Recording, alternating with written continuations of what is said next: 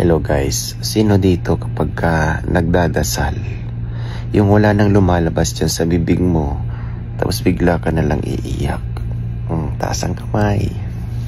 Ako kasi ganyang kabayan, even without words na lumalabas dyan sa aking mga bibig para sa aking panalangin. Deep within my heart and my mind, sabay tulo ng luha ko. Huwag kang mag-alala. Ang pag-iyak kabayan is one of the form of praying. Alam ng Diyos, kahit wala kang salita na binibigkas, alam niya kung ano nandyan sa puso mo at isip mo. At kung ikaw man, dyan sa inyong pagdadasal, umiiyak ka dahil sa saya, dahil sa lungkot, dahil sa mga pinagdadaanan mo. Kung ikaw man, nahihirapan sa panahon ngayon, huwag kang mag-alala. John 16:20, ang sabi dun, your sorrow will be changed into happiness. Okay?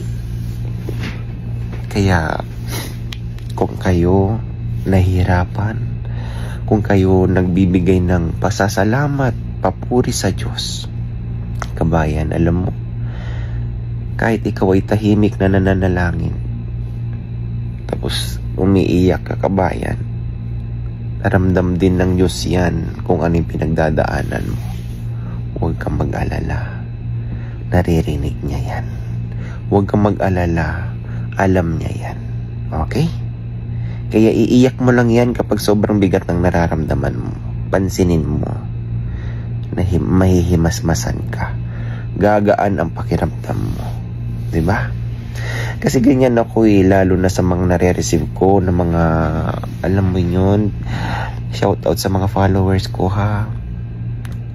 Kayo ay lagi kong isinasama sa aking mga panalangin.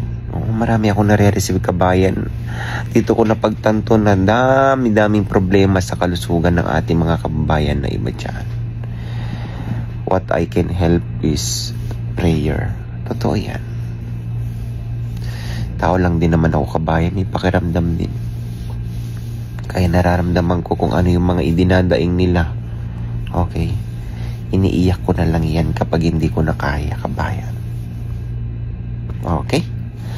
Yan naman ay nagpapakatotoo lang ha. Yan po ay ako, si Damais TV. Okay? Pagdating sa mga ganyan, mahina po ako dyan. Pagdating sa mga ganyang problema sa pamilya, mga ganyan. Problema sa kalusugan na ang hirap. Alam mo yun, iba-iba tayo ng sitwasyon sa buhay kabayan. Kaya kayo, kumuha lang kayo ng kabutihan sa ating kapwa. Okay? Mas nananaig pa rin ang kabutihan kabayan kaysa sa kasamaan. Tandaan mo yan. Okay? Ulitin ko, yung pag-iyak mo is one of the highest form of praying.